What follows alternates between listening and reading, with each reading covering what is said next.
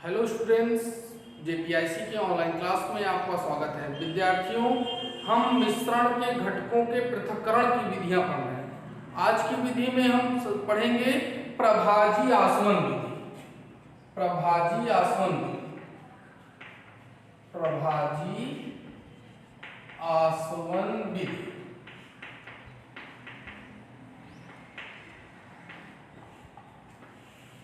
इस विधि में हम उस टाइप के मिश्रण को अलग करते हैं जो बिना विघटित हुए ही उबलने लगते हैं। इस विधि द्वारा हम उस टाइप के मिश्रण को अलग करते हैं जो बिना विघटित, बिना टूटे हुए ही उबलने लगते हैं। और इनके जो संघटक कण होते हैं वो जो है उनके ताप में अधिक अंतर होता है। उनके तापमान में जो संघटक कण होते हैं उनके तापमान में अधिक अंतर होता है। या दो से अधिक द्रवों जिनके क्वथनांक का अंतर 25 केल्विन से अधिक होता है। 25 केल्विन से अधिक होता है, उनको इस पृथक्करण प्रभाजी आसवन विधि द्वारा जो है पृथक किया जाता है। विधि में जो ऑपरेटर्स यूज किया जाता है प्रभाजी स्तंभ।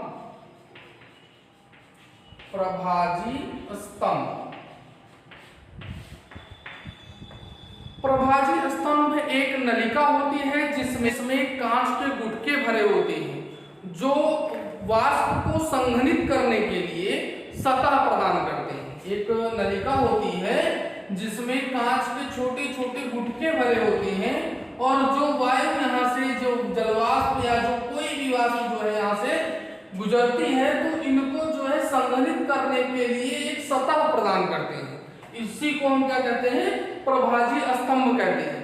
अब जैसे मान लीजिए वायु से हमें ऑक्सीजन को अलग करना हुआ, अगर हम चाहें कि वायु से ऑक्सीजन को अलग कर लें तो हमको उनके साथ जो उपस्थित गैसें होती हैं, जो उनके साथ उपस्थित गैसें होती हैं, उनके साथ उपस्थित गैसों को हम पहले पृथक करते हैं। जैसे कार्बन डाइऑक्साइड को, नाइट्रोजन को। अब इनको पृथक करने के लिए कार्बन डाइऑक्साइड और नाइट्रोजन को पृथक करने के लिए हमको इन पर दाब बढ़ाना होगा और ताप घटाना होगा। हम तभी इनको द्रवित कर पाएंगे।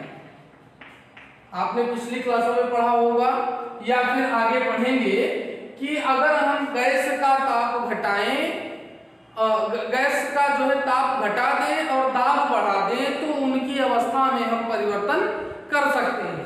तो हम जब इन पर जो है दाब बढ़ाएंगे और ताप घटाएंगे तो ये द्रवित हो जाएंगे। अब द्रवित हुई गैस को धीरे धीरे गर्म करके और संघनित में जो है जब इनको गुजारा जाता है तो वहां ये जो वाष्प होती है वो ठंडी होकर के सतह बाई सतह ये अलग हो जाती है। जो हमारा कार्बन डाइऑक्साइड होता है वह अधिक दाब और कम ताप पर बर्फ के रूप में प्राप्त होता है, जिसे हम शुष्क बर्फ कहते हैं। शुष्क बर्फ कहते हैं। अब इस विधि का उपयोग, प्रभाजी आसवन विधि का उपयोग हम वायुमंडल में विभिन्न गैसों के पृथक्करण में करते हैं। वायुमंडल के विभिन्न गैसों के पृथक्करण में करते हैं। दूसरा उपयोग जो होता है, पहला उपयोग है कि वायुमंडल की गैसों को पृथक करने में, वायुमंडलीय गैसों को पृथक करने में, वायुमंडलीय गैसों को पृथक करने में। और दूसरा जो होता है वो होता है पेट्रोलियम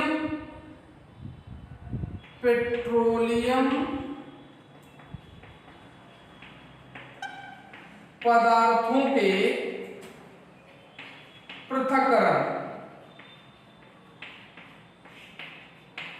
पेट्रोलियम पदार्थों के पृथक्करण में और वायुमंडलीय गैसों के पृथक्करण में हम प्रभाजी आसवन विधि का उपयोग करते हैं। अगला है हमारा क्रिस्टलीकरण विधि।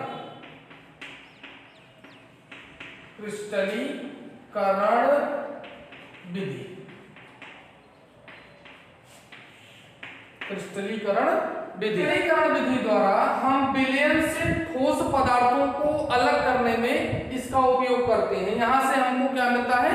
शुद्ध ठोस पदार्थ प्राप्त होता है। जैसे इसका उपयोग हम करते हैं, पहला है हमारा समुद्री जल से प्राप्त नमक को शुद्ध करने में,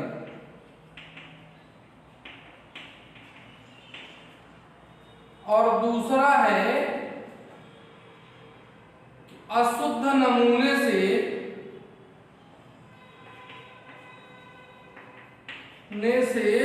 शुद्ध फिटकरी प्राप्त करने में।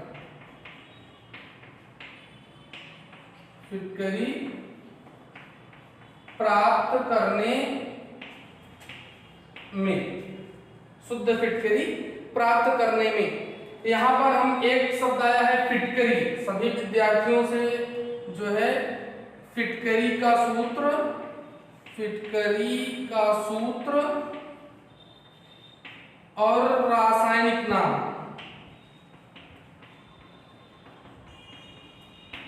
इसको आपको याद करना है। फिटकरी का सूत्र क्या होता है और इसका रासायनिक नाम क्या होता है, इसको आप हमको मैसेज के माध्यम से बता सकते हैं। अब अगला हमारा टॉपिक है भौतिक और रासायनिक परिवर्तन क्या होता है। भौतिक और रासायनिक परिवर्तन क्या होता है, तो हम पहले भौतिक परिवर्तन के बारे में देखते हैं। भौतिक परिवर्तन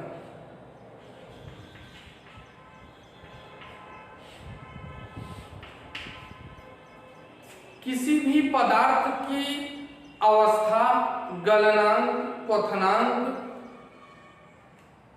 और आकार में परिवर्तन। किसी भी पदार्थ के आकार में, गलनांक और क्वथनांक में, बहाव में, इन सभी में परिवर्तन ही क्या कहलाता है हमारा?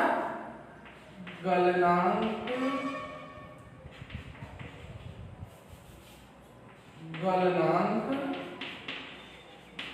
और क्वथनांक।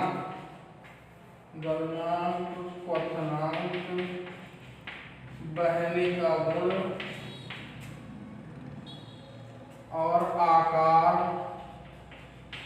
आयतन, इन सभी में परिवर्तन क्या कहलाता है? भौतिक परिवर्तन कहलाता है। और रासायनिक परिवर्तन हम किसे कहते हैं? रासायनिक परिवर्तन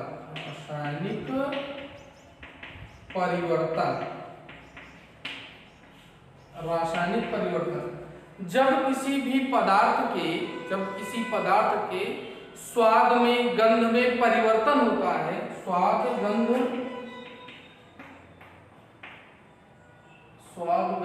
आदि में परिवर्तन होता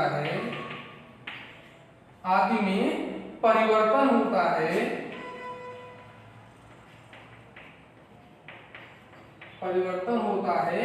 तो इसे हम क्या कहते हैं? रासायनिक परिवर्तन कहते हैं। विद्यार्थियों, आज की क्लास में बस इतना ही। मिलते हैं नेक्स्ट क्लास में, तब तक पढ़ते रहिए और नोट्स बनाते रहिए।